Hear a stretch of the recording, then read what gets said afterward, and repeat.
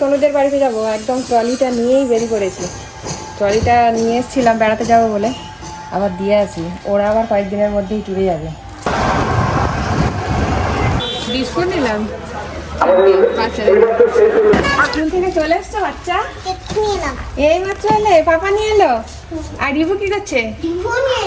ও review তোকে আনতে গেছিল স্কুলে। তোমার ট্রলি নাও বাবা, না বাবা খুলে রাখো।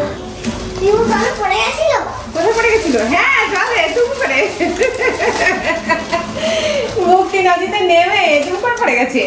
আচার কিনে আনছিস নাকি? কিনে আনবো কি, জলপাই কুড়িয়ে নিয়ে এসে বাড়িতে আচার হয়ে গেছে। জলপাই মিষ্টি আচার।